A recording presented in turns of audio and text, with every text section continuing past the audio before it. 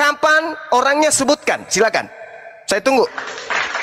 Orangnya penulis Quran itulah gimana? Siapa? Penulis Quran tidak diketahui. Iya, siapa yang menciplak penulis kitab Lukas Quran itu siapa? tidak diketahui. Gimana sih kamu? Siapa? Loh, tidak diketahui tapi kamu menuduh. Penulis Quran tidak diketahui. Teman-teman, dia menuduh tapi dia nggak tahu. Penulis Quran itu memang tidak diketahui. Gimana?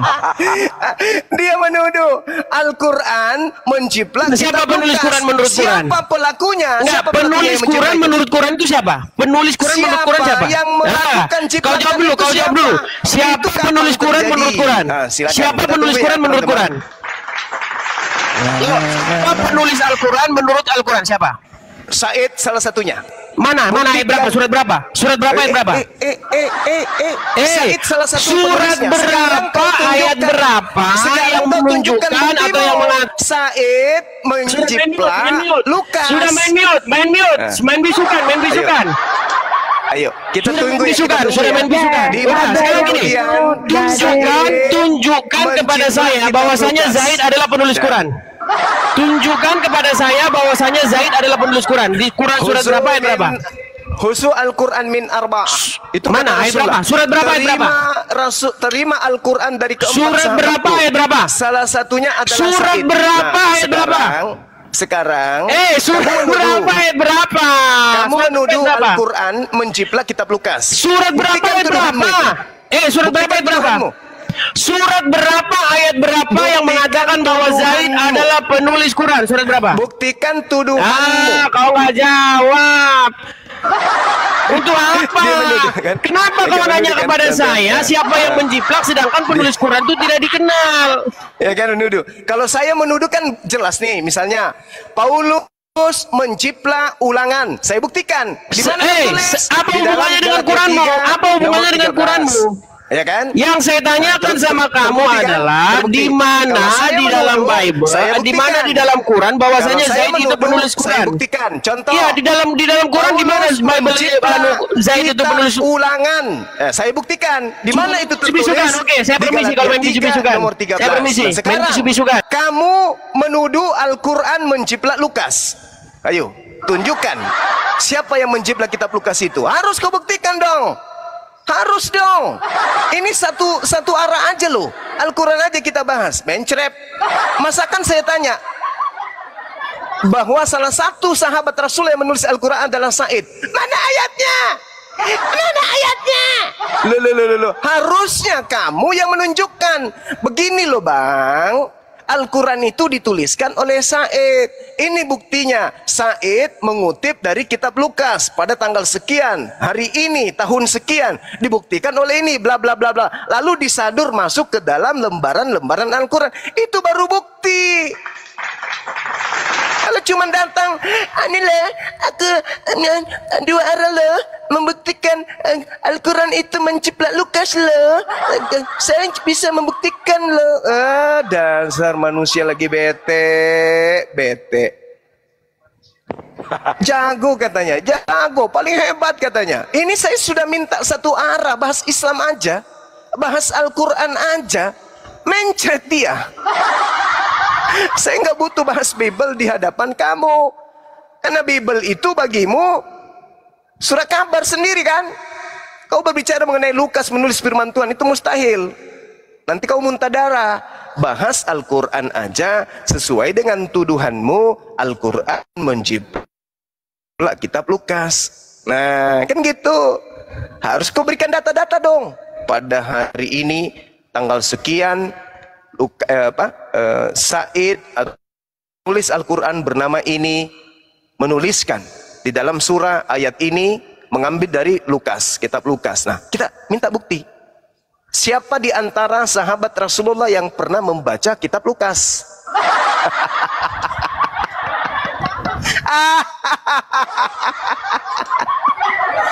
Aduh, parah. Yesus aja tidak pernah membaca kitab Lukas. Yohanes tidak pernah baca kitab Lukas. Matius tidak pernah membaca kitab Lukas. Paulus bahkan tidak pernah membaca kitab Lukas. Lo kok tuduhnya kepada sahabat Rasulullah membaca kitab Lukas? Parah. Kalau saya menuduh Paulus mengutip ya, menciplak ulangan. Nah, saya buktikan di mana Paulus mengambil itu. Banyak. Misalnya 1 Korintus 1 nomor 19 katanya, atau di dalam Galatia 3 nomor 13 katanya. Kita buktikan datanya. Nah, itu baru betul.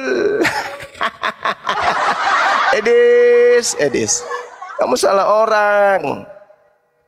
Kamu mau kibulin umat Islam, tidak bisa. Umat Islam itu umat yang terpelajar dengan kitab sucinya. Dan seperti kalian membaca dalam bentuk ori teks aja kalian nggak bisa, memalukan.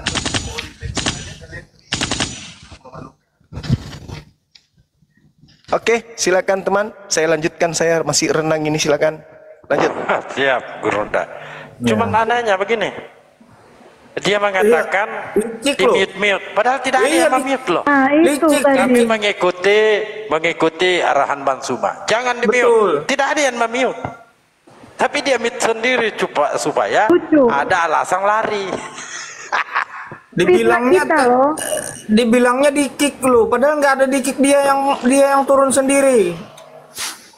Ih, licik kali lah itu orang. Kudis. Coba kita ini keder. Badar, selamat sore.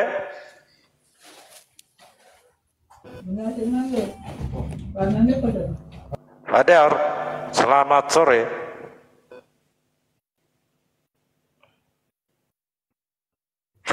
Itu Bang Der, tolong dibuka mutnya Bang Der. Halo. Halo Bang Der. Apakah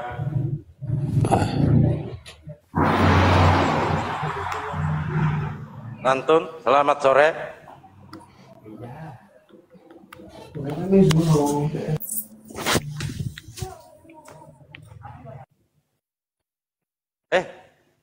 Kok persamaannya?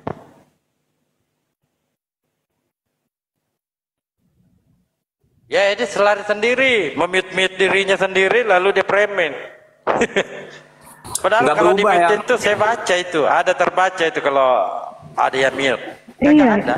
Kita moderator jadi nggak enak sama Benny. Kirain beneran Iya nih. betul.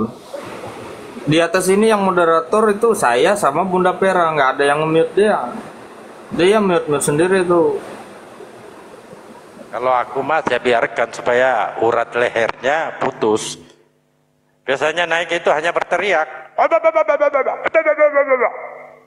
Lari sudah. Yang lain turunkan. Kita aja Mbak. Yang lain turunkan. Kenapa mute? Apa mute? Kenapa mute? Aduh, dasar orang sakit. Jadi ini sebagai pelajaran ya teman-teman, khususnya yang muslim. Bagi kami apologet Islam, itu lebih susah berdebat dengan seekor ayam jantan peliharaan Bang Dalbo daripada berdebat dengan Edis. Lebih susah berdebat dengan ayam daripada dengan Edis. Edis itu setai kuku kalau mau ditumbangkan. Materi yang dia bawa itu juga yang kita hantamkan. Dia akan mencer tepung. Ya, itu saya sudah pengalaman dari sejak di Facebook. Dia itu sampah bagi Bang Suma itu, maaf nih, lebih berharga upil daripada dia tuh manusia itu. Sama seperti RK, sama seperti siapa? Tahepudin. Itu semua manusia yang satu kali pertanyaan tumbang semua. Satu pertanyaan saja bisa membuat dia tumbang, setumbang-tumbangnya gitu, dan malu semalu-malunya. Deritanya itu sampai 6 keturunan. Gitu ya, teman-teman. Jadi jangan lagi Anda menulis-nulis Edis di sana, Edis nantang ada ke sana. Aduh. Dia itu upil. Bagi saya pribadi dia itu upil. Bahkan lebih layak berdebat dengan ayam jantan Bang Dalbo daripada beliau. Ilmu nggak ada, mungkin mana? Oke, dilanjut teman-teman. Saya aduk kopi lagi, silakan. Siap, Bang Suma. Lanjut, Ben. Selamat Dia sore, siapa? Bang. Nah, ini ada Bang Nangin. Bang Nangin ini kalau tidak salah dari Kristen ya? Iya, Bang Kristen. Nah, silakan, Bang. Apanya yang mau dibahas? Gini, Bang. Dulu pernah ada kawan saya mengatakan di Al-Quran katanya terdapat ayat yang menyatakan Nabi Muhammad itu ada tertulis namanya di dalam Taurat dan Injil. Kalau nggak salah itu Al-A'raf 157. Betul nggak Bang? Bahwa di dalam Alkitab ada nama Nabi Muhammad tertulis di Taurat dan di Injil katanya. Kira-kira gimana tuh Bang? Bang, kalau kita mau berdialog, jangan bawa narasi orang lain. Silakan aja. Iya, Bang. itu kan kawan saya di Nanti Islam kita Bang, katanya di kan Anda juga menolak. Nanti ya enggak Bang, saya di sini kan mau juga. belajar Bang. Kalau memang ada kan Abang tinggal bilang ada. Tunjukkan ayatnya kan Saya gitu. nggak bisa Bang. mengatakan ada. Tetapi saya bisa bertanya kepada Anda, siapa yang dimaksud oleh Yesus? Seseorang yang datang itu. Berarti secara langsung namanya nggak ada ya Bang? Ditulis di Saya tidak apa ya? bisa menyatakan hal itu. Ada di Taurat ada. Silakan. Ah, ya, di mana Bang? Bang Juma ya? Di mana Bang? Saya akan tunjukkan detik ini juga. Tapi satu Silakan, syarat. silakan. Boleh saya minta Apa syarat? itu? Tunjukkan Apa itu? kitabnya Nabi Musa. Karena Kitab Al-Quran Nabi saya Musa. mengatakan, kitab Al-Quran mengatakan nama Nabi Muhammad itu tertulis di kitabnya Nabi Musa dan di kitabnya Nabi Isa. Sekarang saya minta tunjukkan kitabnya Nabi Musa dan tunjukkan kitabnya Nabi Isa. Baru saya tunjukkan kepada saudara. Jangan Anda bawa surat kabar dari barat. Tidak ada namanya di situ. Yang dikatakan Al-Quran itu di Taurat dan di Injil, bukan di surat kabar milik orang Kristen. Paham ya? Iya. Oke, sip. Lanjut Oh, jadi teman-teman, yang silakan. dipegang Masih bisa. Jadi yang dipegang orang Kristen itu sekarang surat kabar ya? Oh, betul. Makanya dulu-dulu iya, kitab iya. Anda itu Injil karangan Lukas, Injil karangan Markus. Baru-baru ini kata Iya. karangan itu dihilangkan, Bang. Tapi gini Bang Juma, Gimana? Sekarang Taurat, Musa itu dan Injil itu di mana sih sebenarnya? Kalau tanya memang kepada- bukan yang dipegang. Tanya kepada Kepada orang siapa, Yahudi. Karena kitab itu diwahyukan kepada mereka.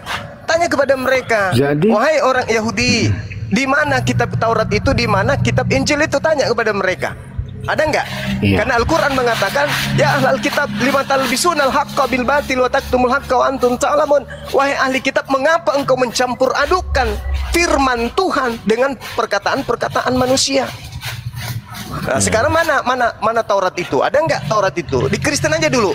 Yang dekat ke Yahudi kan Kristen tuh katanya. Nah, hai Kristen, mana Tauratnya Nabi Musa? Apa jawaban Kristen?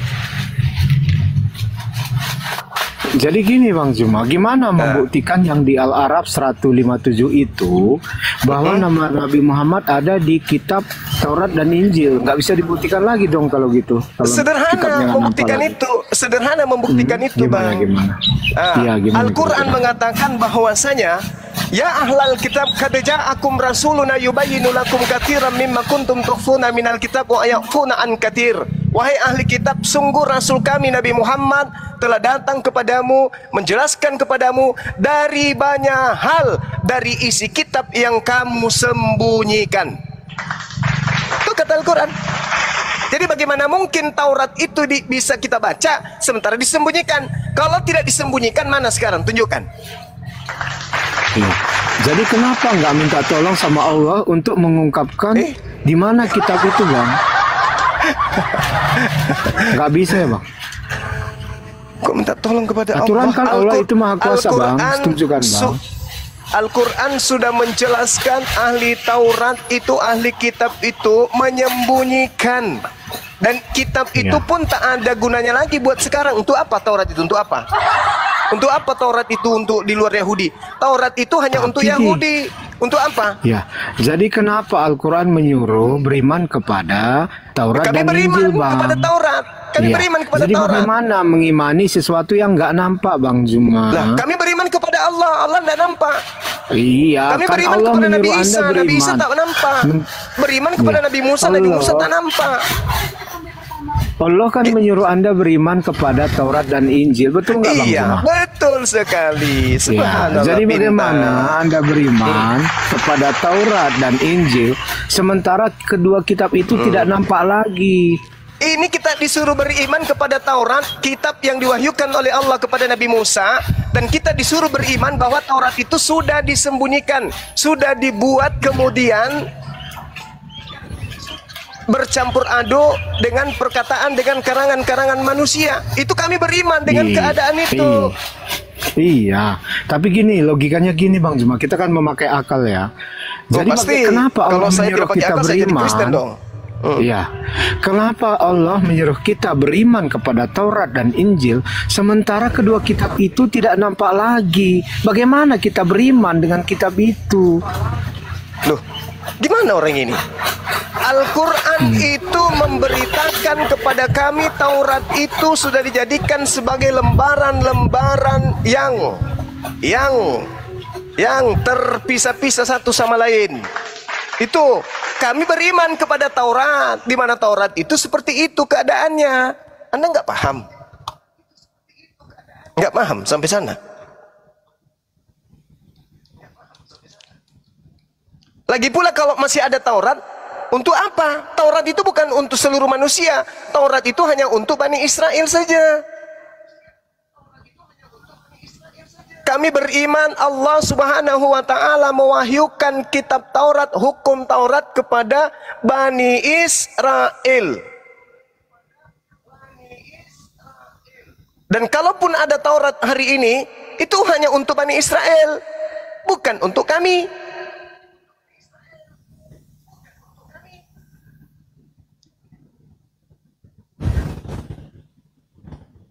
Gimana dong?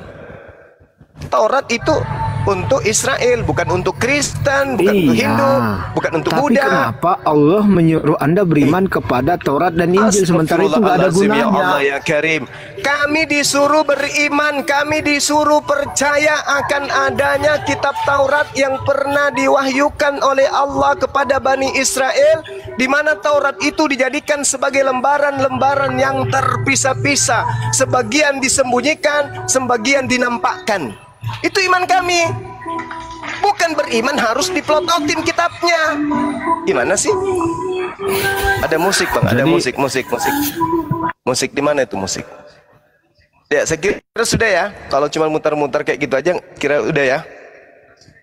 Yang pada intinya Al-Quran mengatakan a'udzubillahi minasyaitonirrajim wa ma qadarullah haqqa qadri isqalu ma anzalallahu ala basyari min syai' kul man anzalal kitab alladzi ja'a bihi Musa nura wa hudal linnas taj'aluna qaratis tubdunaha wa tukhfu katsira. Apa kata Al-Quran? Katakanlah wahai Nabi Muhammad, siapakah yang menurunkan kitab Taurat yang diwahyukan kepada Nabi Musa sebagai cahaya dan petunjuk? Kalian jadikan kitab itu sebagai lembaran-lembaran kertas yang bercerai-berai.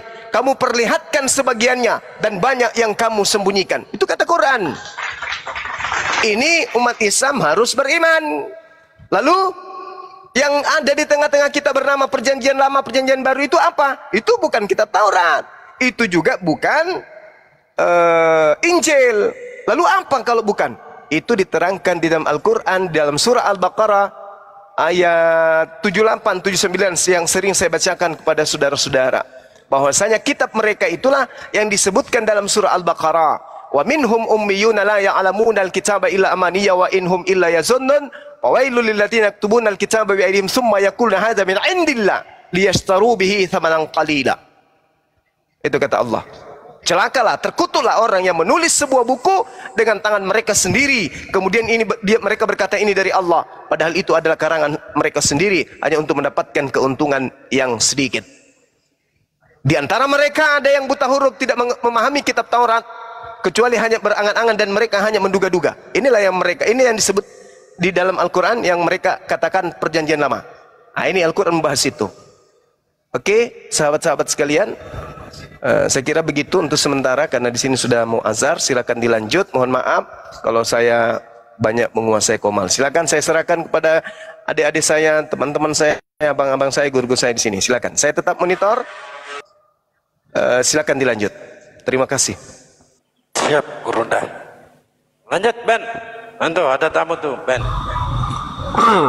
Ya, saya mau Juma yang mau jawab tadi itu. Abang Nathan ini dari Islam atau Kristen? Kristen. Oh ya, apa nih? Noise tapi noise. Tadi kenapa Edis tidak dikasih ruang dialog bagus dia? Dikasih Pak. Di mana kami tidak mengasih ruang? Sementara dia tadi dengar tidak? Wah. Sampai kuping saya mau pecah. Izin dulu. Tadi kami kasih Pak. Bahkan dia mute sendiri, lalu lari sendiri. Iya, seharusnya kan di sini harus buktikan itu Juma memang siap menghadapi, jangan menghadapi yang Kristen yang lemah. Iya, Bapak kan tadi gitu. mendengar tidak Pak? Mendengarkan tidak tadi? Iya, tadi saya dengar dan memang dia. Siapa yang membiak dia? Saya juga dia tadi lagi ngomong. Tunggu dulu, saya tanya Bapak. Siapa yang memute? Ya saya nggak tahu, cuman memang tadi ke-mute juga dia, ke-mute tadi. Dia sendiri. Itu nggak mungkin lah. Wah, di sini hanya ada 2 moderator saya. Kok bilang nggak mungkin Pak? Kita moderator loh di sini, merasa difitnah loh kalau gitu. Noise Pak. Jadi Bapak jangan mengikuti ajaran-ajaran iblis. Dia memute diri sendiri. Bayangkan Pak, kalau orang memang ajarannya benar Pak, tidak perlu turunkan semua, kita berdua aja. Wah, nggak perlu. Coba Bang Suma ke Komal Kristen, ke Komal Bombong. Semua saudara Anda di sana Pak kesurupan secara massal, kesurupan semua. Bayangkan, apa pertanyaannya? Dia menuduh Nabi kami mengambil, menjiplak ya kitab-kitab Lukas. Harus dibuktikan Pak. Siapa tahu Bapak bisa membuktikan, silakan Pak. Nah ini tadi kita minta pertanggungjawaban ya kepada Edis, di mana para sahabat-sahabat Nabi selaku penulis Al-Quran mengambil ya, menjiplak kitab-kitab Lukas. Penyelidikan Lukas di mana? Mungkin Bapak bisa jawab, silakan Pak. Nah itu. Jadi Kristen itu Pak, ketika diminta pertanggungjawaban, apa jurusnya Pak? Oke, jurusnya kesurupan. Ya udah gini aja, saya jawab aja yang tadi tentang bahasa Ibrani, bahasa Yunani tentang Kristus terkutuk orang yang digantung pada pohon tadi ya. Silakan. Ya, saya jawab ya. Galatia 3:13 itu adalah suatu narasi yang ditulis oleh Paulus sebagai ilustrasi atau seperti kebiasaan atau satu pada masa itu ada namanya seperti pepatah atau seperti peristiwa atau satu kejadian. Setiap orang yang digantung baik dimanapun, baik di pohon, itu orangnya terkutuk. Itu bukan mengindikasikan tempat di mana Yesus digantung. Jadi tolong dipahami. Memang bukan berbicara tempat Pak. Bukan berbicara posisi Yesus disalib. Dia hanya menarasikan, Paulus menarasikan kepada jemaat Galatia, orang-orang yang tergantung. Kalau saya versi Bible, saya bisa jelasin. Cuma kayak tadi kalau ada di sini Edis, tunggu. Sebelum Anda terangkan, didengarkan baik-baik. Tunggu dulu. Suma, dengarkan. Anda ini premin kemana-mana. Narasi Bang Suma, insya Allah saya mampu juga bertanggung jawab.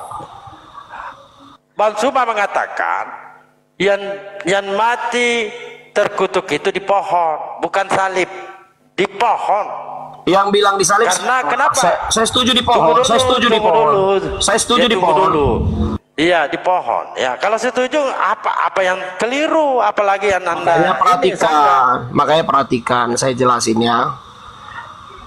Galatia 3:13 itu berbicara satu ilustrasi yang disebutkan Paulus tentang ketika orang digantung baik di pohon atau di manapun, pada saat itu menjadi tradisi adalah orang-orang terkutuk, sehingga dia membuat narasi itu menggambarkan seorang yang tergantung itu adalah orang-orang yang kondisinya terkutuk, dan Yesus rela menjadi terkutuk pada saat itu. karena dia mengikuti tradisi yang terbiasa pada saat di zaman itu orang yang digantung di pohon itu mengalami kutuk, orang-orang yang berdosa maksudnya. Itu maksud ayat itu. Jadi tidak ada masalah. Memang versi Indonesia itu disebut disalib, tapi versi yang sebenarnya itu masalah perbedaan terjemahan saja. Jadi di situ jangan di framing itu jadi Yesus itu di pohon disalib diperdebatkan oleh Juma ya. Yang terkutuk siapa? Itu saya lanjutkan karena beliau lagi sholat. Saya lanjutkan. Karena di sini tertulis Pak, sebab pada tertulis terkutuklah orang yang digantung pada kayu, pada pohon. Siapa yang terkutuk di pohon ini Pak? Cuplis? Saya kan udah terangkan itu adalah satu. Yang didialogkan perhatikan saya baca ayat ini lengkap ya. Saya baca ayat ini lengkap dari ayat yang ke-11. Dan bahwa tidak ada orang yang dibenarkan di hadapan Allah karena melakukan hukum Taurat adalah jelas karena orang benar akan hidup oleh iman.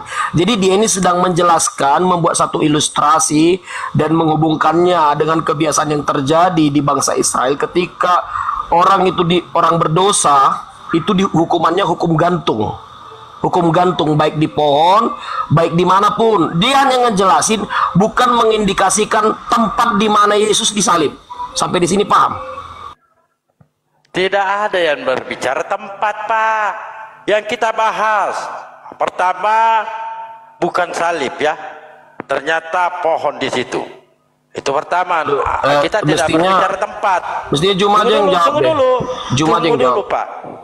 Tunggu dulu, beliau tidak ada. Beliau lagi sholat. Saya muridnya. Kalau Anda mampu menaklukkan saya, boleh Anda melangkah ke Bansuma. Ya. Di sini yang kita bahas tadi, yang pertama, siapa yang mati terkutuk di pohon? Coba Bapak jawab. Karena ada tertulis, sebab ada tertulis terkutuklah orang yang digantung pada pohon. Siapa? Oi, siapa? Itu tadi, makanya Juma aja teman saya, coba biar dia, soalnya dia yang menaikkan ini ke framing. Anda nggak paham. Anda nggak boleh ngejelasin. Iya, makanya saya tanya, saya bacakan. Sebab ada tertulis terkutuklah orang yang digantung pada pohon. Siapakah yang terkutuk? Oh, berarti perhatikan ya, saya ulang sekali lagi. Mungkin Anda kemampuan Anda nggak sanggup ya. Perhatikan, saya ulang sekali lagi ya. Galatia 3 ayat 1 sampai di ke-13 ini ya adalah narasi yang disampaikan oleh Paulus menggambarkan bagaimana hukum Taurat itu, ketika kita tidak lakukan itu menjadi kutuk. Pada ayat 10 dikatakan di sini, karena semua orang yang hidup dalam pekerjaan hukum Taurat berada di bawah kutuk.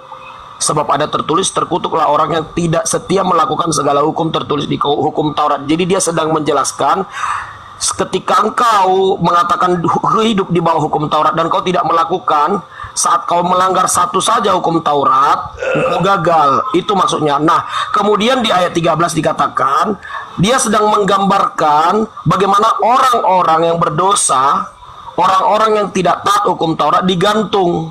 Digantung ini dibuat dia di sini seperti biasa pada umumnya, tradisinya di pohon. Dan ini bukan mengindikasikan kalau Yesus digantung di pohon. Ada yang nggak memahami? Mungkin kepada Dalbo. Di sini soalnya Kristennya cuma satu, pasti pro dia semua kan. Saya sudah ngejelasin, Anda belum paham. Iya, pertanyaan saya, siapa yang terkutuk yang digantung pada pohon itu? Siapa? Makanya gini bro, kalau urusan dialog soal ini simpel Pak, siapa? Atau begini ya, saya pakai bahasa Bible aja, terjemahan Indonesia. Sebab ada tertulis, terkutuklah orang yang digantung pada kayu salib. Siapa yang disalib? Grapta epikatoratos bajo cremamenos episulo. Jawab. Nehi habaka. Nehi. Orang ini yang mau melawan Bansuma. Saya tanya, sebab ada tertulis terkutuklah orang yang digantung pada kayu salib. Siapa? Untuk Dalbo, mau saya jelasin sekali lagi ya bro ya. Perhatikan ayat itu kan. Saya minta dijawab. Oh, saya mau jawab ya. Saya mau jawab. Saya minta dijawab, Cik Ayu. Perhatikan, sebab ada tertulis ya. Sebab ada tertulis berarti kata-kata ini ada tertulis ya. Kata-kata ini ada tertulis. Terkutuklah orang yang digantung, kalau terjemahan Indonesia kayu salib. Terjemahan Yunaninya pada pohon. Oke, deal? Di mana terjemahan Yunaninya pada pohon? Kagak ada begitu, Pak. Loh, kenapa kagak ada? Kan cuma naikkan tadi bahasa aslinya, terjemahan aslinya. Ini apa bahasa aslinya, Pak, di situ? Bahasa aslinya pohon. Sulon. Gimana ini Bapak ini? Yunaninya itu Yunaninya sulon. Maksudku terjemahannya. Kalau terjemahannya pohon. Ya saya katakan kan pohon. Oke. Ya, perhatikan, saya ulang. Ntar dulu, perhatikan. Jadi dikatakan Kristus telah menebus kita dari kutuk hukum Taurat dengan jalan menjadi kutuk karena kita, sebab ada tertulis. Ya perhatikan, bukan Yesus yang digantung ya. Ada tertulis. Udah? Berarti Yesus tidak disalib. Perhatikan dulu. Maksudnya dia menjelaskan. Kau ini Ben, perhatikan dulu lah Ben. Ya lanjut. Sebab ada tertulis. Ada satu kejadian, berarti kan ada tertulis di hukum Taurat. Di mana ayatnya? Di Ulangan 21 ayat 23. Maka janganlah mayat dibiarkan semalam-malam, pada tiang itu haruslah engkau menguburkan dia pada hari itu, sebab seseorang yang digantung terkutuk oleh Allah, janganlah engkau menajiskan tanah. Dan ini sudah terjadi kepada orang Israel, sudah biasa. Makanya dikatakan ada tertulis. Orang yang digantung di pohon itu biasanya orang terkutuk. Dan Yesus melakukan itu. Dia sedang menjelaskan, membuat satu narasi dan membuat ilustrasi dan mengutip yang di Perjanjian Lama. Jadi ini bukan mengindikasikan, menjelaskan bahwasanya Yesus digantung di pohon. Sampai sini paham? Jadi Yesus maksud Anda, Yesus tidak disalib, begitu? Yesus disalib, tapi bukan di pohon. Kenapa Anda tidak mau menjawab tadi? Loh, gimana ngejelasinnya? Sebab ada tertulis, terkutuklah orang yang digantung pada kayu salib. Siapa yang disalib? Gak usah pakai pohon. Siapa manusia ini yang terkutuk di tiang kayu salib?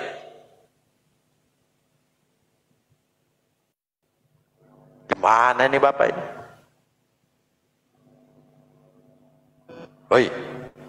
Susah jelasinnya. Soalnya ini narasinya Jumas. Penjelasan dijawab.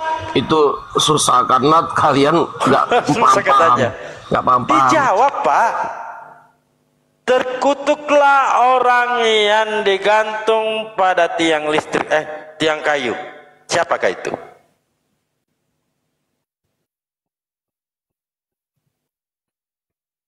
Dijawab Pak Nathan. Bapak belum lulus, tidak diizinkan berdialog dengan Bansuma kalau begini. Saya ini hanya pion Pak, tetapi mampu menaklukkan pendeta-pendeta Pak. Apalagi Bapak ini kelas jemaat. Bagaimana mau melawan guru saya? Saya aja ini pion. Kudanya ini Beni. Perdana Menterinya Mbak Pera. Ini pertanyaan simpel. Sebab ada tertulis, terkutuklah orang yang digantung pada kayu salib. Siapakah yang disalib? Sekarang yang dibahas originalnya atau gimana? Gimana Bapak ini? Tadi dibahas originalnya, dia tolak. Sekarang terjemahannya, kagak mau jawab. Malah muter-muter. Nah inilah Kristen, ditanya satu dibawa kita putar-putar sehingga kami tertidur, lalu tidak ada jawaban. Originalnya kan tadi udah saya akui itu di pohon. Masalahnya apa? Pohon. Saya bertanya siapa yang terkutuk di pohon itu. Pak Nathan ini nangkap tidak pertanyaan hostnya. Buang aja itu, mau tergantung di pohon, di tiang salib, apa di kayu, di tiang listrik, apa itu. Yang ditanya siapa yang tergantung itu. Itu poinnya Pak. Mau di tiang jemuran dia. Ya udah pasti Yesus lah topiknya. Ya mana mungkin yang lain. Sekarang kan tadi tuh perhatikan topik kita tadi antara enggak cuma tadi ngototnya di pohon dan tiang itu di situ perbedaan tafsir terjemahan seakan-akan dia mau framing kitab kita sepertinya terjemahan ini gini-gini segala macam gitu ditipu kita Kristen. Di situ topiknya. Kalau soal yang digantung atau disalibkan udah tunggu dulu. Saya ada originalnya kok. Saya ada originalnya. Jadi silakan Bapak tampilkan dan saya juga tampilkan Pak. Nggak usah. Sekarang gini, yang jelas. Begitu. Mari kita tampilkan. Saya juga buka original teksnya. Waduh, kok Anda juga original? buka. Ya udah buka. Silakan Anda buka. Ayolah Paman. Tapi Anda yang mau buka dulu. Hah? Saya? Baik.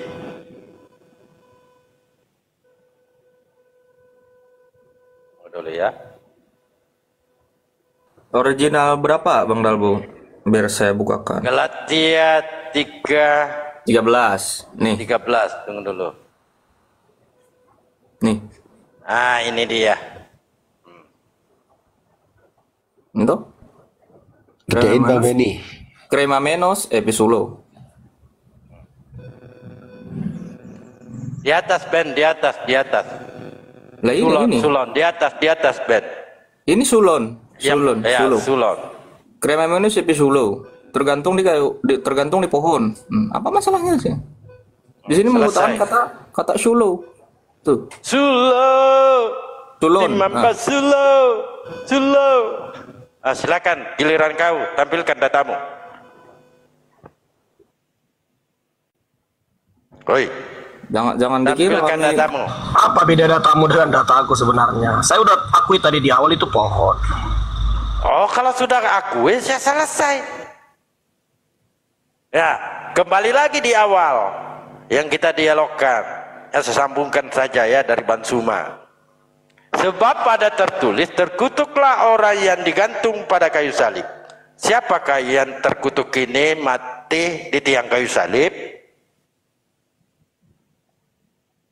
Yang di kayu salib udah jelas Tuhan Yesus lah, Yesus Kristus. Masalahnya bukan di situ, masalah di bahasa saja tadi.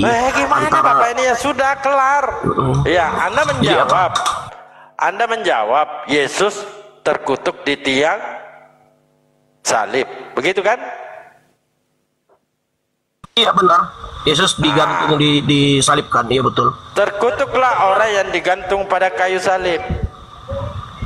Nah, orang-orang yang terkutuk ini tempatnya di mana?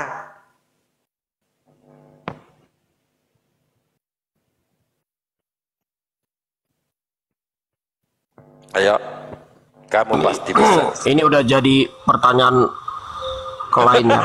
Sekarang itu dulu, clear dulu tentang itu tadi, biar jangan besok-besok framing Musa ke depan. Saya tanya, orang-orang yang terkutuk tempatnya di mana?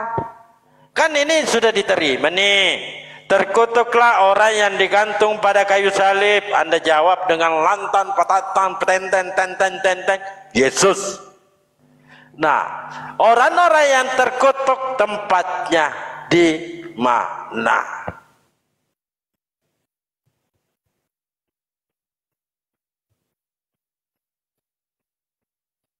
Itu tadi dulu, clear dulu tentang itu tadi.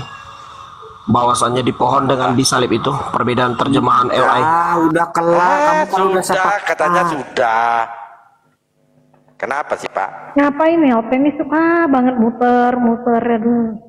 Besok-besok nanti Juma framing lagi.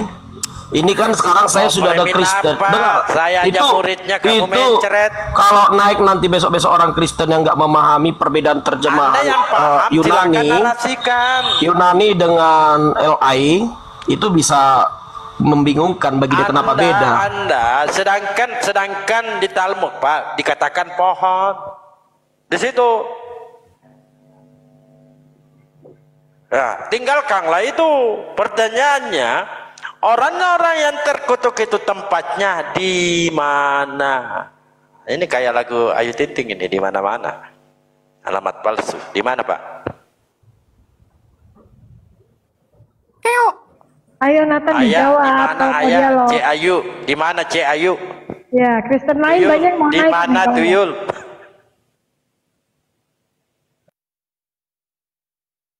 Udah deal ya tadi ya. Udah deal tadi bahwasanya itu pohon. Itu besok jangan di framing lagi ya. Astagfirullah. Framing apa? Anda diminta pertanggungjawaban untuk menampilkan data-data, Anda tidak mau. Tadi Pak Beni, ini paham nggak siapa ini Beni? Beni ini salah satu pembina Tritunggal. Nah, ketika Anda membantah narasi data yang ditunjukkan tadi oleh Beni, silakan Anda tampilkan datanya juga. Sulon itu. Ya, sama aja datamu dengan dataku atau perlu kutampilkan? Kalau Saya sama udah apa di situ, saya udah Pak? kui. Ya udah silau juga sama silau. Sulon itu bahasa Yunani, diterjemahkan bahasa Indonesia apa? Pohon. Jujur kau, apanya yang dipremin oleh Bang Suma? Iya, ini sebentar ya, saya tampil, saya udah tahu. Makanya saya nggak Apanya yang bantah. dipremin? Anda jawab pohon, selesai. Ini ya, saya udah tampilkan, coba dibesari gambarnya. Oke, disebesarin lagi. Ya itu kan makanya saya bilang kan pohon tree. Dan silau ya, episilon. Nah, episilon. Ini ya, tree.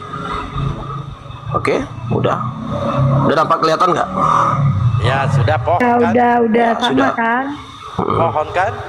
Oke, saya udah bilang itu sebenarnya pohon. Cuman di dalam terjemahan Indonesia. Apa yang dipremin oleh Bang Suma? Kalau sudah Enggak, pohon. bukan gini. Itu kan seperti ada satu kebanggaan. Saja kamu ini gimana? Ada kebanggaan. Ada kebanggaan Juma ketika bahasa aslinya pohon. Apa yang disampaikan oleh Bang Suma? Ya, yang disampaikan kamu sendiri yang mengatakan, wah sebenarnya itu pohon. Kamu sendiri loh. Gimana sih? Kata Sekarang Yesus, gini, jangan mengucapkan kata-kata dusta. Ini ajaran Yesus, jangan berkata dusta. Sekarang saya tujuannya mau ngejelasin kalau kata pohon itu adalah terjemahan yang benar. Jangan dipotong-potong dulu.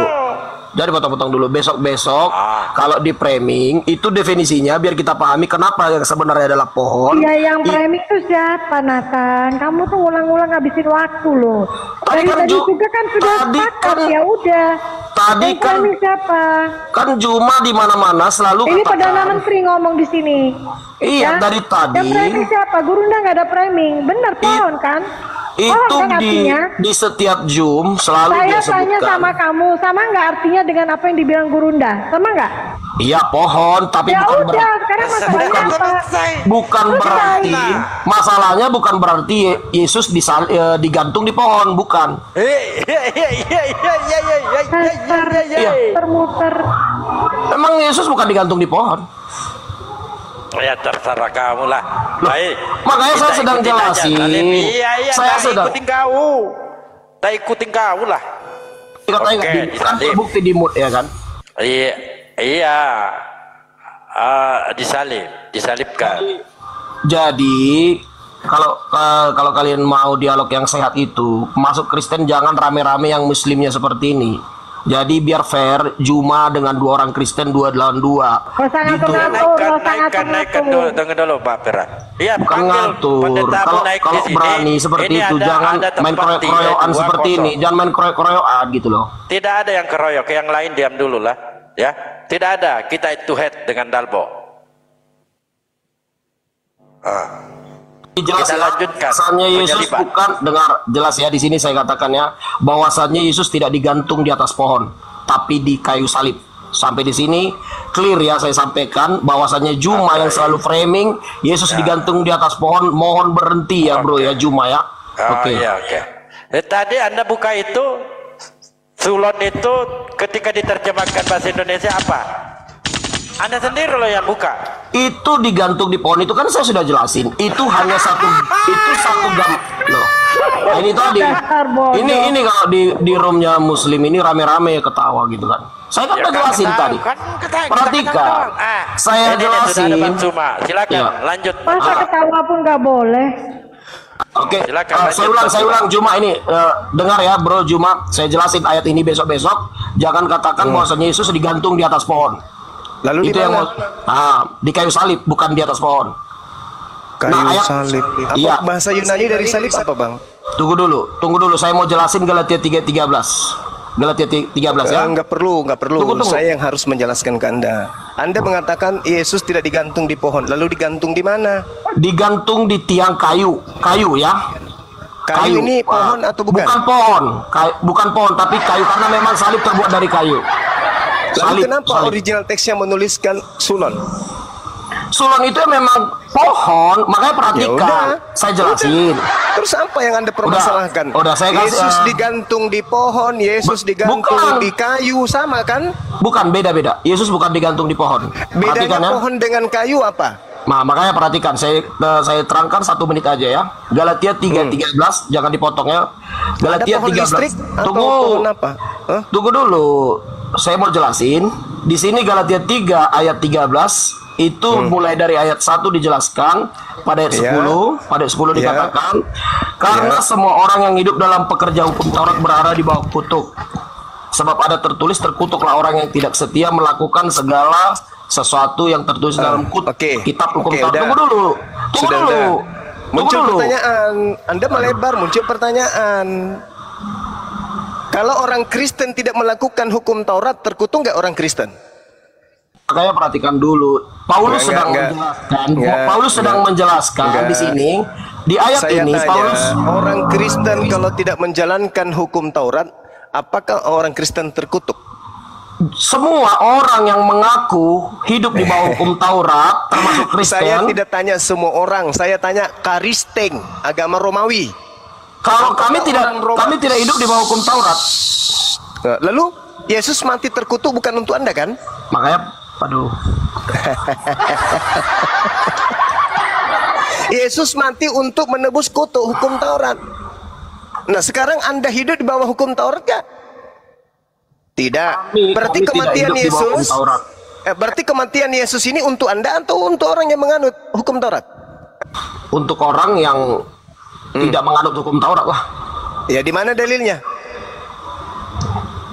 Sekarang jangan kemana-mana dulu Juma, biar satu topik dulu, ya.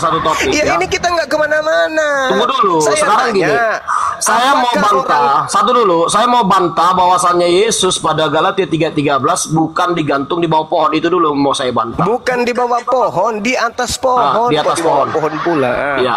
Saya mau bantah. Jadi Yesus digantung di atas kayu. Tunggu dulu. Setuju. Anda setuju dulu. Selesai. Perkara itu sudah selesai. Yesus digantung di atas kayu. Udah selesai. Nah, bukan di atas kayu, bukan di atas pohon. Iya, tapi di atas kayu kan? Iya, kalau kayu setuju. Udah, deal. Sudah, deal. Nggak usah lagi dipermasalahkan. Jadi, ya besok jangan lagi saya dengar Galatia 13 ya, nanti. Suka saya dong. Ini pendengar semua ya. Dikatakan sulon itu artinya pohon. Makanya kata sulon di sini, Paulus sedang menjelaskan kepada jemaat Galatia bahwasanya ada tertulis, ada satu peristiwa di dalam Ulangan 21 ayat 23, setiap orang yang digantung terkutuk. Dia hanya ngejelasin, ini bukan mengindikasikan Yesus digantung di atas pohon. Lalu yang diindikasikan di sana siapa, Bang? Semua orang-orang pada masa itu ada namanya hukum gantung menurut hukum Taurat. Anda boleh baca di Ulangan 21-23. Dia sedang mengutip Ulangan pada ayat 13 ini. Berarti Yesus ini orang terkutuk kan? Bukan orang terkutuk, orang-orang yang digantung. Perhatikan. Gimana ceritanya? Orang-orang, contoh seperti ini. Terkutuklah orang yang Anda ini kok perhatikan semua dalilnya sendiri dibantah. Kenapa ini? Dengar. Anda sehat. Perhatikan. Terkutuklah orang yang masuk Nusa Kambangan. Setuju? Iya. Setuju. Nah, Yesus masuk Nusa Kambangan. Berarti Yesus masuk terkutuk nggak? Bisa saja seorang yang baik rela masuk ke Nusa Kambangan yang adalah kutuk. Rela. Paham? Allahu Akbar. Masya Allah. Begitu konsepnya. Apa sebabnya Yesus dikutuk? Yesus bukan dikutuk, dia yang masuk ke dalam kutuk, karena kutuk itu sudah ada dalam diri manusia. Saya tanya kepada Anda kan membawa Ulangan 21, pertanyaan muncul, apa sebabnya Yesus dikutuk? Yesus bukan dikutuk, tapi dia yang masuk ke dalam kutuk. Dia yang masuk ke Nusa Kambangan sendiri. Karena salah berarti Yesus memasukkan dirinya ke dalam kelompok orang-orang terkutuk, betul? Betul, begitu kondisinya. Begitu kondisinya. Salah apa? Salah hukum. Salah hukum, betul, salah hukum. Harusnya tidak gitu. Berarti Yesus ini adalah korban salah hukum. Iya memang iya, betul. Makanya siapa dia berkorban. Yang salah? Siapa yang salah? Ahli hukum, ahli Taurat. Oke, berarti akibat kesalahan ahli hukum, ahli Taurat mengakibatkan jadi korban. Jadi korban, betul. Tuhan ridho tidak? Tuhan mau tidak agar orang yang benar itu dikutuk, digantung? Tuhan mau nggak? Mau, karena memang untuk itu tujuan Yesus. Dia tahu dunia ini. Berarti tidak salah kalau begitu. Orang-orang Yahudi ahli Taurat tidak salah karena Tuhan yang menginginkan. Tetap salah. Karena Yesus sedang, atau Tuhan sedang menjerumuskan hukum Taurat itu ada kesalahan. Sedang menjelaskan di dalam hukum Taurat. Berarti Tuhan menggiring orang untuk berdosa gitu? Bukan, bahwasanya hukum Taurat, perhatikan ya, hukum Taurat digunakan hukum Taurat digunakan ahlinya, ahli hukum. Hukum Taurat digunakan ahli hukum dengan caranya sendiri, sesuka hatinya, dan Tuhan membuktikan itu ketika Yesus disalib. Berarti itu dosa kan? Dosa. Memang siapa dosa. yang menginginkan dosa itu terjadi? Ya kalau seperti itu ujung-ujungnya nanti bertanya lagi kenapa Adam jatuh ke dalam dosa. Memang harus kayak begitu. Siapa yang menginginkan penyaliban itu terjadi? Tuhan atau setan? Tuhan yang menginginkan itu. Mana dalilnya? Karena begitu besar kasih Allah yang mengutus anak yang tunggal. Artinya Tuhan mengutus anaknya. Enggak, ya dalilnya Tuhan mau agar anaknya itu menjadi tumbal, itu mana dalilnya?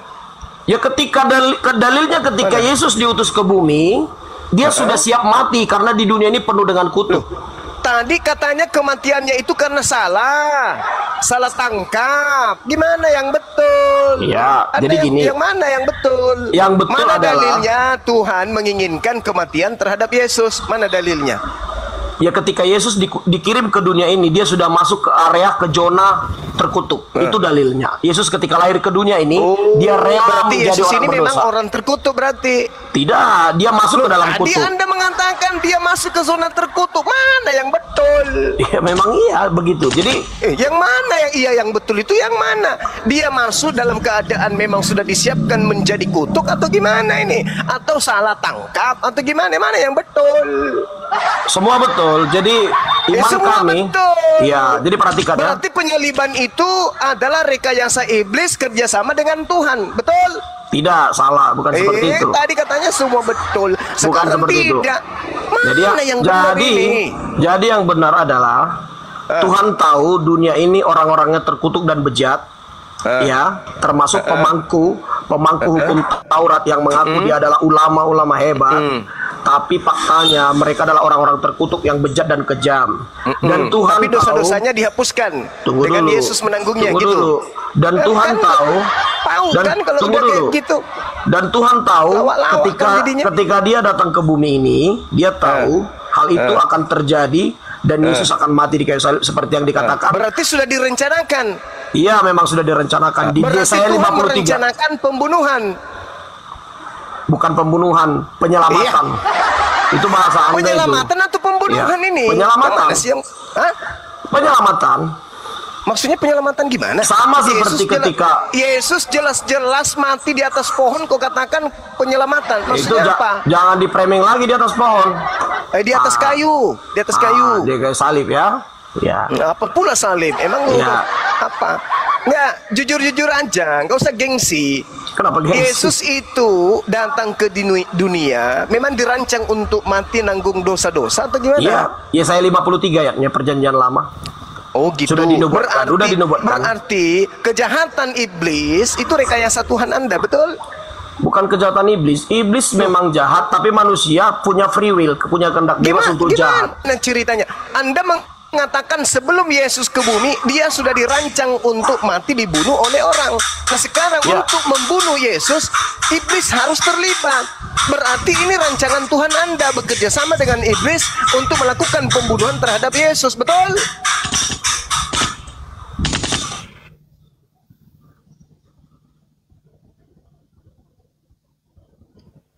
Silakan Bang. Bukan seperti itu kan bahasa Anda, bro. Loh, lalu yang merancang kematian Yesus siapa? Yang merancang kematian Yesus Kristus adalah Bapa di surga. Dalam rancangan pembunuhan terhadap Yesus ada iblis gak terlibat? Ya udah pasti, karena manusia kan dikuasai iblis. Berarti Tuhanmu sudah merancang iblis ikut terlibat di dalam pembunuhan Yesus, betul? Bukan merancang, itu namanya natural, sama seperti di kitabmu, ketika Adam dan Hawa berbuat dosa. Apakah itu sedang dirancang? Coba saya tanya. Coba kau tanya Juma. Adam dan Hawa dirancang berdosa, Anda setuju? Juma? Kalau Adam itu kan sudah jelas tuh. Adam datang, dicipta oleh Tuhan, dinasehati. Jangan kau makan, tapi dimakan. Apakah Tuhan yang merancang supaya dimakan? Beda. Ini kamu mengatakan kedatangan Yesus di muka bumi memang untuk mati.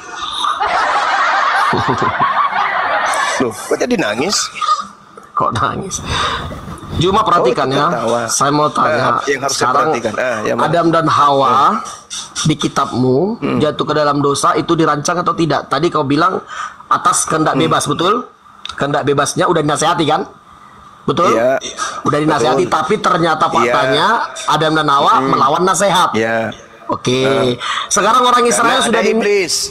Karena ada iblis. Ya, sekarang orang-orang ahli Taurat udah dinasehati bahwasanya mengerjakan hukum Taurat jangan sembarang tebang main hukum. Sudah dinasehati. Tunggu dulu. Udah dinasehati.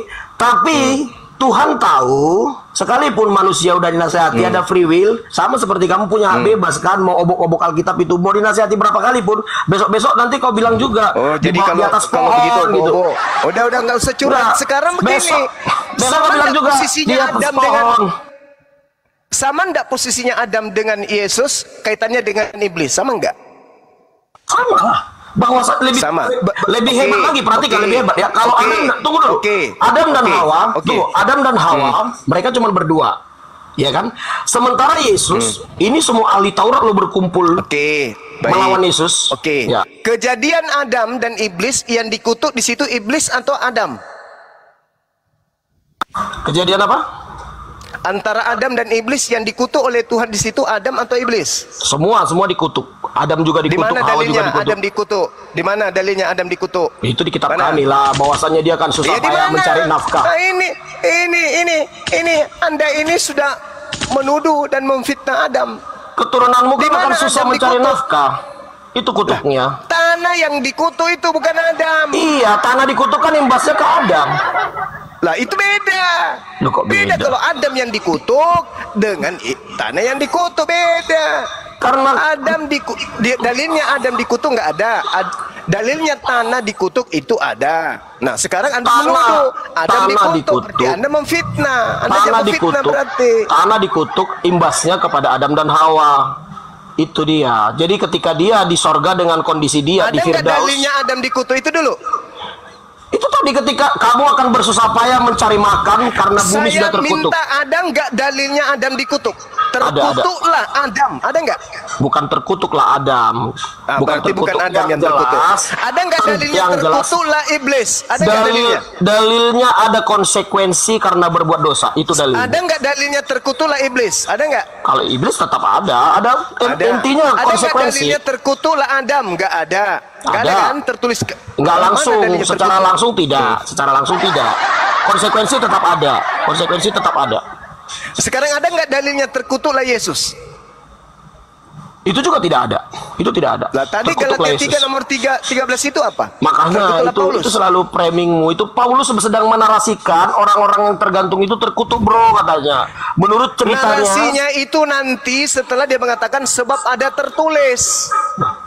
Kristus telah menebus Kristen dari kutuk Taurat dengan jalan menjadi apa?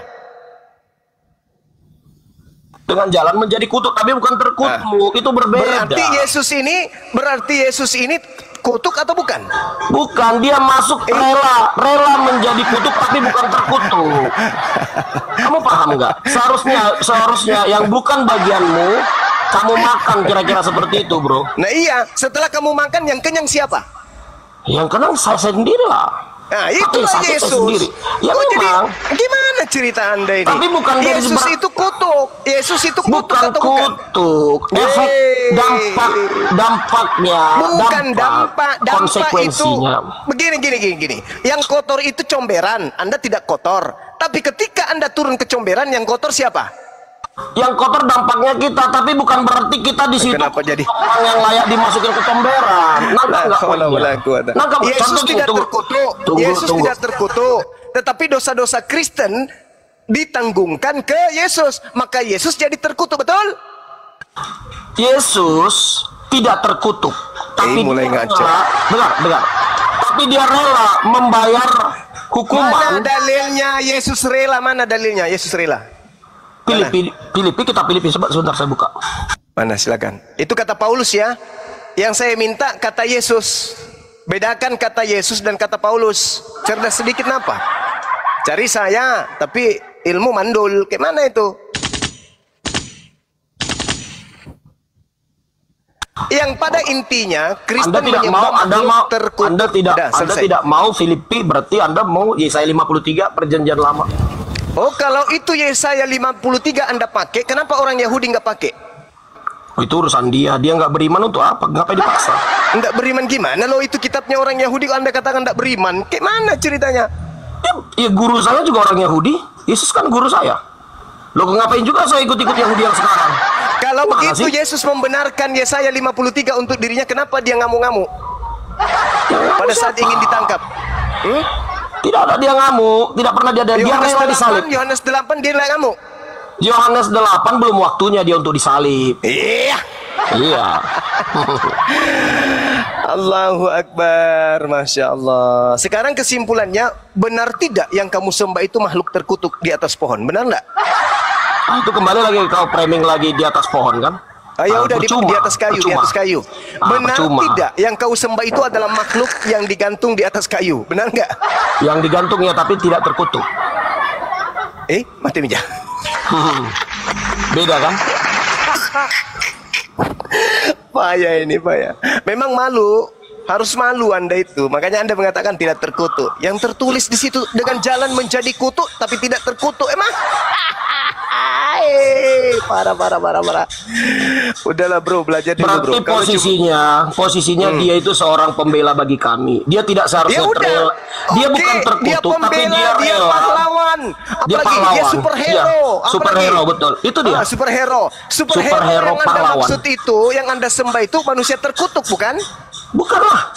Tapi konsep Anda kan memaksakan. Loh, kok memaksakan pula? Saya Lalu kan buat jelaskan apa tadi. Yesus mati di atas pohon kalau tidak terkutuk? Buat apa dia mati di atas pohon, di atas kayu? Buat apa? Dia rela memposisikan dirinya di sana, sama seperti saya katakan ketika memposisikan dirinya sebagai apa? Sebagai terdakwa. Nah, terkutuk enggak? Terkutuk tidak? Tidak aslinya tidak terkutuk. Enak kali kau ngomong. Secara hukum manusia, secara hukum Taurat dia masuk di posisi kutuk, di posisi kutuk karena dia. Akibatnya apa? Akibatnya hukum Taurat batal pada saat itu karena hukum Taurat tidak adil. Dengan cara apa? Dengan cara Tunggu dulu. Ketika hukum Taurat dijalankan oleh ahli-ahlinya, para ulama-ulamanya, ternyata hukum Taurat itu gagal menghukum orang benar masuk hukum Taurat. Di sanalah batalnya hukum Taurat itu tadi. Kata siapa? Kok kata siapa? Iya dong. Oke. Kata siapa? Itu Galatia 3, saya bacakan Galatia 3, 13 Ya, Galatia tadi. 3 lagi, berarti kembali Ya. lagi ke Yesus. Berarti penanggungan kemudian terhadap kutuk itu ditanggung oleh siapa? Ditanggung oleh Yesus. Nah, berarti Yesus ini terkutuk tidak? Dia tidak terkutuk tapi rela menjadi Iya. kutuk. Iya, betul, seperti itu. Gimana ceritanya Anda nih? kan Anda sedang memaksakan Yesus harus terkutuk kan? Sekarang Itu- begini, yang itu Anda- memaksakan Yesus terkutuk siapa? Saya atau Anda? Tidak, saya tidak memaksakan Yesus terkutuk. Dia rela Kalau begitu menjadi bukan kutuk. Yesus. Kalau begitu bukan Yesus yang digantung. Loh, konsepnya gimana sih pemikiranmu, Iya. Juma? Wah, Juma. Anda menginginkan Yesus tidak terkutuk, tetapi Anda menginginkan Yesus yang mati di atas kayu. Hah? Orang yang digantung di atas pohon adalah orang-orang Kok terkutuk. pohon? Tadi katanya kayu. Ini kan Jangan framing sesuai dong. dengan tertulis, sesuai dengan tertulis. Sesuai dengan tertulis, sesuai dengan Katanya nggak boleh bilang tertulis. kayu, Enggak. pohon. Sesuai Sekarang dia dengan- sendiri. Dengar. Makanya nggak usah nipu-nipu. Pohon ya pohon. Perhatikan Kamu dulu. ngajarin saya untuk berbohong. Sulon itu artinya pohon, Cak Ayu. Makanya perhatikan Galatia 3:13 dikatakan Yang ada terkutuk di tertulis, atas situ, perhatikan. yang terkutuk di atas pohon itu Yesus atau kamu? itu yang di atas pohon orang-orang berdosa menurut hukum Taurat ada tertulis, bukan Saya Yesus. tanya, yang terkutuk di atas pohon itu Anda atau Yesus? Orang berdosa sesuai hukum Taurat dalam Ulangan 23. Siapa namanya? Semua orang-orang Israel kalau digantung itu orang terkutuk. Oke, yang digantung di situ pada kenyataannya siapa? Bukan di situ digantung, itu bukan mengindikasikan tempat. Kan saya udah bilang tadi berulang-ulang. Lalu siapa yang digantung? Kok siapa yang digantung? Iya dong, harus ada pelaku dong. Yang digantung itu Yesus Kristus tapi bukan di atas pohon. Udah selesai. Terus Iya. ngapain kau muter-muter? Berarti kalau kamu sudah mengakui yang digantung itu Yesus, berarti yang terkutuk siapa? Tidak ada yang terkutuk, Yesus tidak terkutuk, tapi dia rela menerima hukuman kutuk. Udah. Kamu ke Yesus- gereja, colok pantat Yesus- pendeta, jilat tanganmu supaya otakmu bisa berfungsi. Sudah turunin. Ya, sama aja. Udah, kamu turun dulu, Sama aja, bos. nabimu, Kamu istirahat bos. dulu, bang. Kamu Nabimu, istirahat, bos. bos. Istirahat, Iya. bos. Otakmu sudah berkarat. Assalamualaikum Waalaikumsalam warahmatullahi wabarakatuh. Ya, otakmu sudah berkarat, itu bahaya untuk kesehatanmu, berbahaya untuk janin istrimu, bahaya untuk keturunanmu. Ya, jangan sampai genmu berpindah, gen gila. Ya, cukup kau aja yang gila. Yang terkutuk siapa? Bukan Yesus. Yang digantung siapa? Yesus. Yang digantung itu yang digantung di atas pohon, bukan pohon tapi kayu. Kau akui enggak bahwa yang digantung di pohon di kayu itu terkutuk? Iya. Itu Yesus. Iya. Berarti Yesus yang terkutuk? Bukan. Nenekmu kiper lah. Kau ke gereja, bukan di sini. Di sini tempatnya orang waras. Kau di gereja ya tahu sendirilah di sana. Ini hasilnya. Kau belajar di sana bertahun-tahun, kau bayar tiap bulan. Begitu kau datang ke sini, ini hasilnya. Menurut kitabmu dan imanmu, yang terkutuk di atas tiang salib itu harusnya kamu. Tapi karena begitu kasihnya Yesus, Yesus yang menggantikan. Berarti yang tergantung di atas pohon itu siapa? Kamu atau Yesus? Yesus. Yesus mati dengan jalan apa? Dengan jalan kutuk. Berarti yang kau sembah siapa? Yesus. Jangan jalan terkutuk. Berarti kau penyembah makhluk terkutuk. Kesimpulannya itu. Dasar cukadama. Udah silakan teman-teman dilanjut. Saya istirahat lagi. Lanjut, kalau ada yang parah lagi baru saya masuk. Silakan. Siap. Assalamualaikum Bang Hande, Abu ya. Waalaikumsalam warahmatullahi wabarakatuh. Warahmatullahi wabarakatuh. Banyak pasien ini Bang Hande. Enggak itu loh. Kenapa ya ini orang-orang kayak gini berusaha melawan dirinya sendiri gitu? Ya betul kata pemilik Bintang Timur. Oten itu musuhnya adalah Bible-nya itu sendiri. Itu ya. Oten itu musuhnya ya Bible-nya. Dia tidak ingin Yesus terkutuk, tapi dia ingin Yesus yang digantung di pohon. Padahal tertulis orang yang digantung di pohon terkutuk. Memang apa ya kira-kira di dalam diri orang ini nih ya? Inilah Bintang Timur pengaruhnya sangat-sangat menyesatkan akal manusia gitu loh. Ini ada tamu dilanjut lagi. Mudah-mudahan orang yang masuk ini tidak terkutuk nih. Tapi kayaknya ciri-cirinya sudah hampir ini juga udah nguap dia naik nih. Udah sampai ya. Selamat sore Icat, Prawira. Sore. Oh, saya udah naik ya? Ya, agamanya Kristen ya. Oke. Agamanya Kristen bukan? Kristen atau Islam? Ya, saya Kristen. Oke, silakan. Kristen aja. Silakan Bang Andi, atau siapa? Ya, Zul. Manggil siapa? Manggil siapa Pak Icat? Enggak, saya panggil saya si Paman. Kamu tahu nggak arti Zul?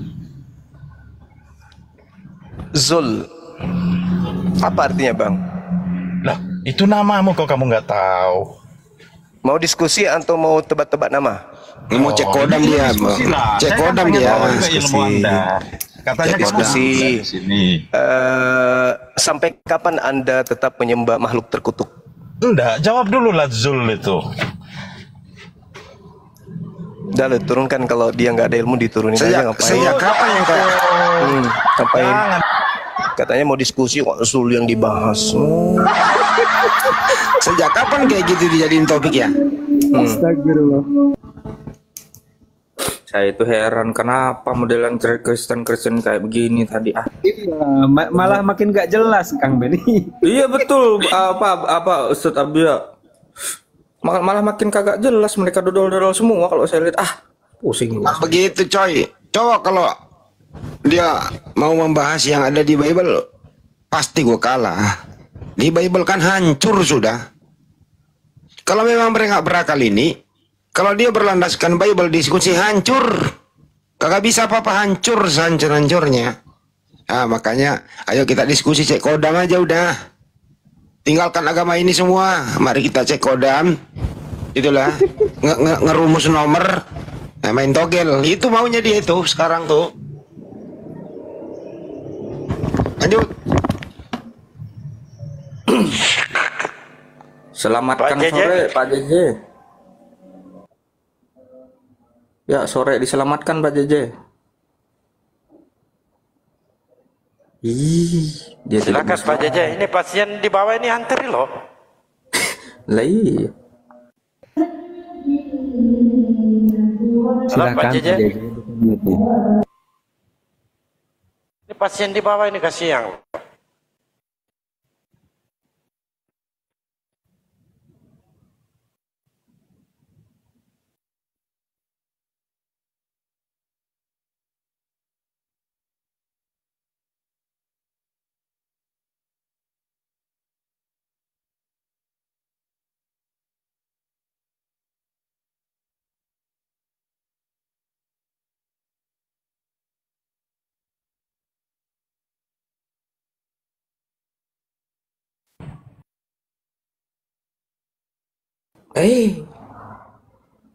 Daripada diem sih. Begini ya, naik semuanya pada diam ini gimana? Mereka ini sudah pada panik. Kenapa panik? Faktor yang menyebabkan panik pertama adalah satu nih, dengerin baik-baik. Diskusi pakai Bible harus piawai berbohong. Dua, harus piawai bersilat lidah. Tiga, harus muka tebel.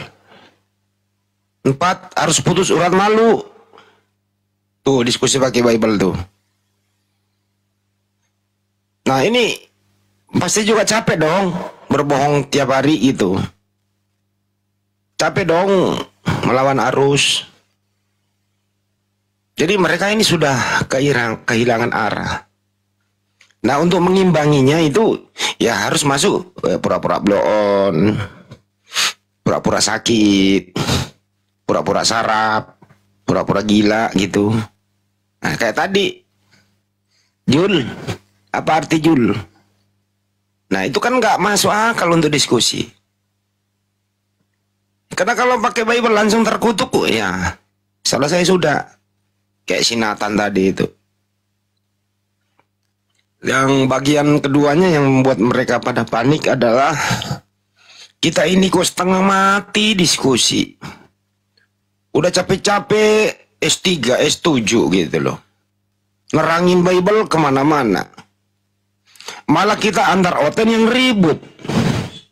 Datang Wanes, Niban si Tritung. Datang Tritung, habisin Unitarian. Datang Unitarian, dihabisin oleh Advent. Dan lain-lain. Mereka belum akur-akur antar mereka. Kenapa mereka nggak ada pegangan, coy?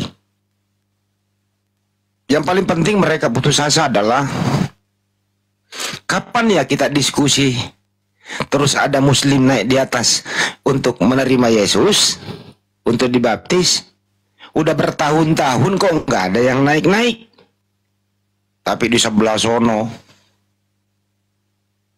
semalam 3 orang meninggalkan ajaran Tuhannya terkutuk di tiang salib. Tiap hari banyak yang bersyahadat. Mereka panik. Pendetanya goyang. Perpuluhan menipis. Nah, salah satu jalan keluarnya untuk melawan ini semua apa? Nepu-nepu, pemalsuan akun, terus masuk di sini belaga gila. Yang penting bagaimana menyerang Bang Juma dan kawan-kawan. Berbagai cara yang dia lakukan. Bikin emosi lah, mancing sana, mancing sini. Semua ya dia lakukan. Termasuk mempergunakan silo gila. Dibayar 25.000 tiap satu kali kesalahan. Itulah yang dia lakukan. Cara-cara siapakah ini? Ini cara licik yang dilakukan oleh Belanda. Apa itu? Adu domba, adu domba. Itu lagu ya, adu domba ya.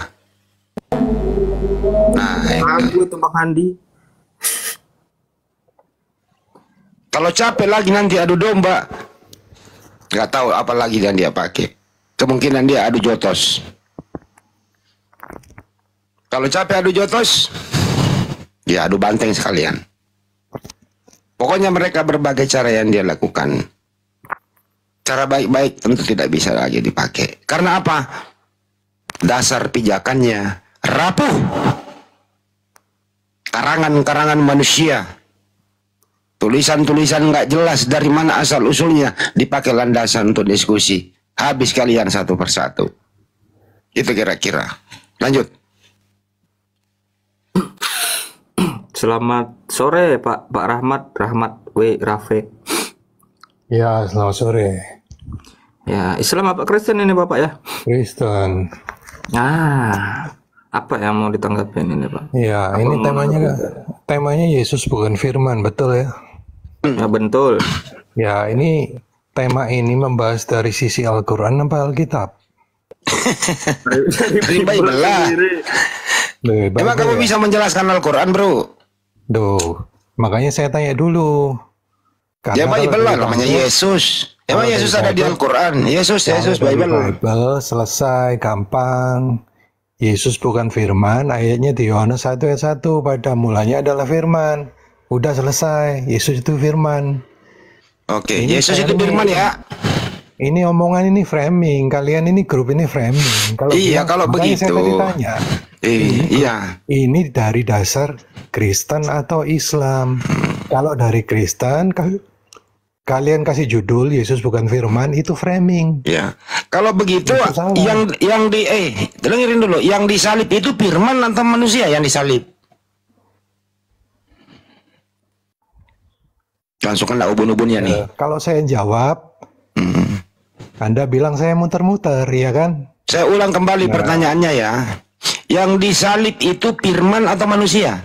Anda kan mau jawabnya A atau B, gitu kan? Orang nggak boleh jawab. Nah ini dia nih, saya bilang barusan nih. Kalau menjelaskan jadi muter-muter. Pasti putar-putar kan? Iya kan? Diulang kembali pertanyaannya. Yang mati terkutuk, dengerin pertanyaannya dulu baru jawab. Yang mati terkutuk di tiang salib adalah A. Manusia, B. Firman. Jawab. Saya baca ya, Galatia 3 ayat 13. Kalian itu kaum penggal ayat sih. Ya gue bilang juga apa? Belaga gila mereka semua kalau datang. Belaga gila. Nah itu framing kan. Bener. Nah framing kan, kalau gila saya kan nggak bisa ngomong sama Anda. Belaga pilon, belaga pelon semua. Coba aja coba. Yang gila siapa? Coba ya, dengerin ya pertanyaannya ya. Yang mati di tiang salib terkutuk adalah. Ini dengerin ya. Ini pertanyaannya dengerin dulu. Berarti yang siapakah yang mati terkutuk di tiang salib? Anda Dimi dulu dia. Siapakah yang mati terkutuk di tiang salib? A. Firman, B. Manusia. Jawab. Dia nggak mau dengerin kita. Saya masih menjawab. Anda tadi bilang saya gila. Kalau saya gila saya nggak yang mati terkutuk di tiang salib adalah.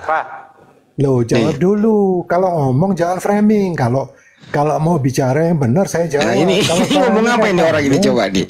Coba bayangkan nih. Kalau caranya kayak kamu ya framing itu. Bapak ini gimana sih Pak? Diajak dialog tapi ngoceh terus. Iya Pak, Bang Handi nanya.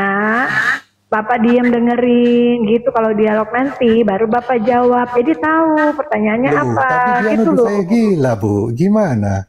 Anda mau? Ya udah Pak, sekarang mau dialog atau mau bahas orang gila? Saya tanya. Yang bilang gila tadi siapa? Ya kalau Bapak nggak gila ya udah Pak. Orang gila itu, orang gila kalau dibilangin gila pasti marah. Ya, loh, karena dia gila beneran. Ini kan logika. Ini kan logika. Logika sederhana. Kalau saya jawab, saya harus ngikutin Anda. Ini jawab A atau B, kan gitu kan? Terus mau ngapain di sini? Mau belakang gila lagi? Bilang apa? Ya udah, gini aja deh. Lu terangin dulu bagaimana cara Anda itu, ya bagaimana cara Anda itu berobat jalan, resep-resepnya aja deh, silakan. Nah, iya kan? Nah, balik lagi, framing lagi. Jadi nggak masuk ke topik. Jadi kita ini saling hujat. Jangan, gue masukin ke topik lagi kalau gitu. Siapakah yang mati terkutuk di tiang salib? A. Firman, B. Manusia. Jawab. Nah, boleh nggak saya jawabnya nggak harus A dan B sesuai dengan kemauan Anda? Ya berarti Anda tidak baca topik. Tapi tetap di dalam konteks itu. Tapi jawabnya bukan A dan B. Yang mati itu Yesus atau Firman? Saya jawabnya tidak A atau B. Boleh nggak? Ya berarti yang mati Dakocan. Loh, Anda nggak ngasih saya kesempatan kok. Jadi yang mati di tiang salib itu apa? Loh, Anda ketawa lucu. Saya nggak dikasih kesempatan untuk jawab. Kayak gini loh. Kayak ini sekolah. Anda itu guru. Pinter sekali nih orang ini. Apa yang dia makan ini ya? Tiap hari lalu ya. Terus saya disuruh sama kamu milih A atau B. Saya nggak mau masuk ke. Ya udah kalau gitu sih. Udah ada bro. Yang mati di tiang salib siapa? Nah, saya jelaskan, iya kan? Boleh nggak? Yang mati di tiang salib siapa? Loh, saya jelaskan. Kalau saya jelaskan, saya nggak dijelaskan, dijawab. Loh, saya jelaskan, tapi kalau saya jawab, saya dibilang muter-muter apa enggak? Ya terserah kamu deh. Saya kasih waktu 60 hari, silakan. Nggak usah 60 hari, 1 menit aja. Ya silakan jawab. Coba, silakan jawab. Hei, jawab. Jawab. Gimana itu? Sengaja saya turunin suruh jawab di bawah. Ketik aja biar singkat. Kalau dia ngomong panjang. Coba ketik di bawah. Yang mati terkutuk di tiang salib adalah A. Firman, B. Manusia. Kalau dia ketik kan nggak bisa panjang. Coba. B. A atau B? Diulang. Sebagaimana topik tadi Bang Joma sama Nathan, yang mati terkutuk di tiang salib adalah A. Firman, B. Manusia. Oh banyak yang bantu di bawah, manusia katanya.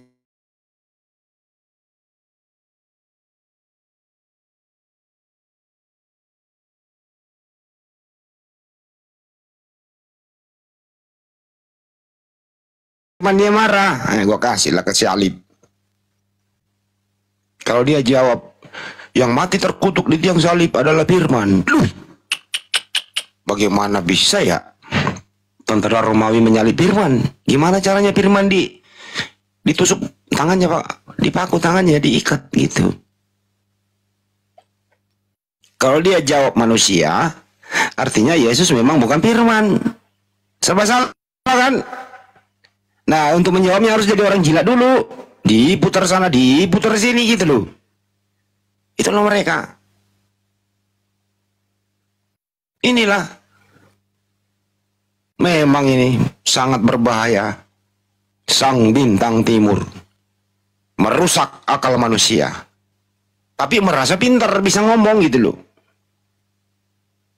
Boleh nggak saya jawab, tapi tidak berdasarkan multiple choice? Ya kagak bisa.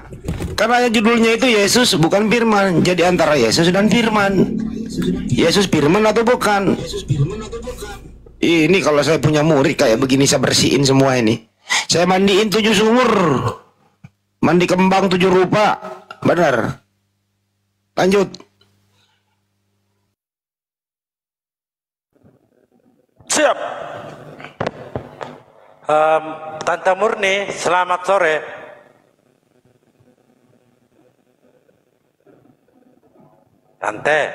Tante Murni, selamat sore. Bukan tante. Bapak, ini bapak laki loh. Assalamualaikum. Awas ya.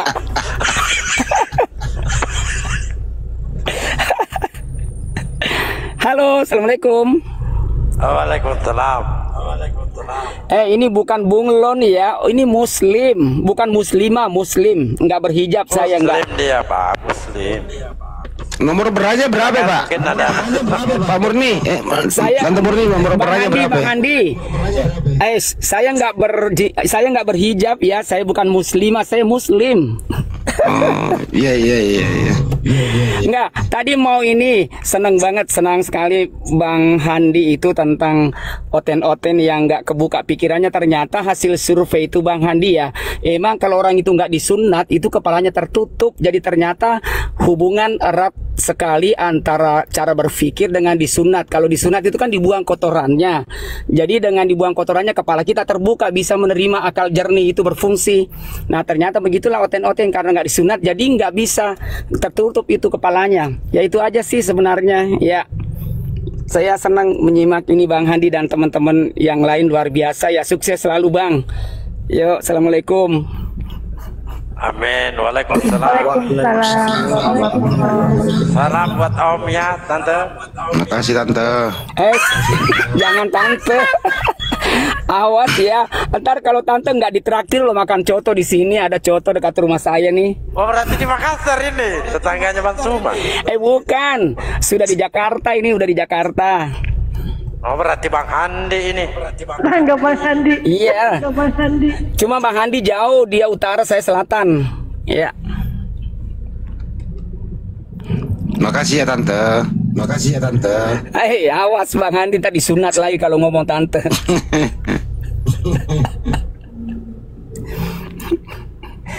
Oke, tadi karena sepi-sepi aja ya, jadi biar sekedar ikut ramein. Ya, seneng kalau rame ya. Ya semoga yuk pada naik yang oten-oten itu, biar bisa kita dengar gimana sih pendapatnya tentang Bible-nya sendiri. Tapi gue heran sama lu ya.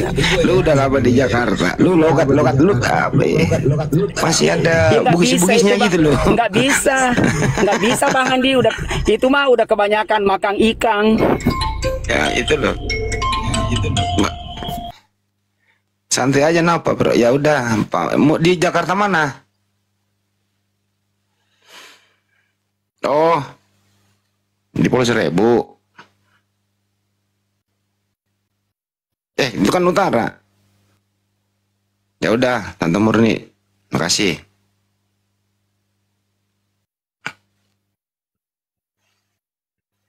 Naikin lagi satu-satu tuh.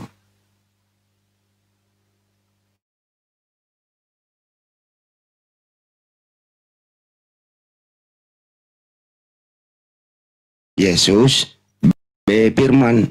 Boleh nggak saya menjawab tidak ada dari salah satunya? Ya gimana ceritanya? Lanjut. Kopi dulu, kopi dulu. Sore Om. Om Resai, selamat sore. Om.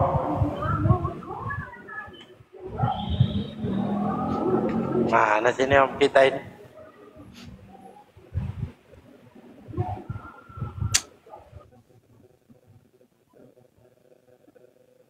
Padahal itu si Nathan itu udah lama loh diskusi. Mulai dari Zoom. Ya mulai dari Zoom dulu itu loh.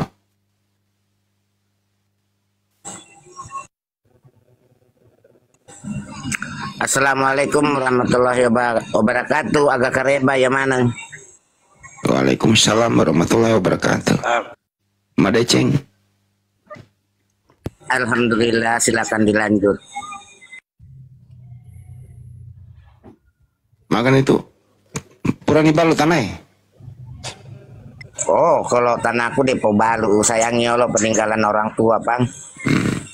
Ya mau ke balu mbok, ya maka solak tuh. Ya itu makanya dia neboding balu tanah kalau peninggalan orang tua itu. Balu bawan nih dibagi.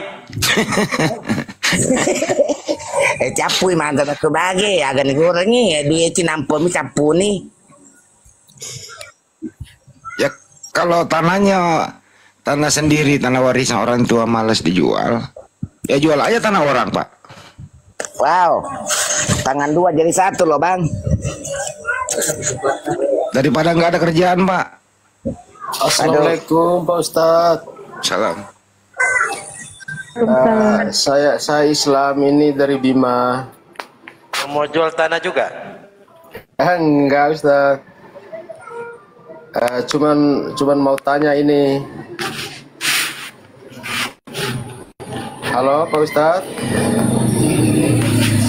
Iya Om, silakan. Berapa meter tanahnya? Apa?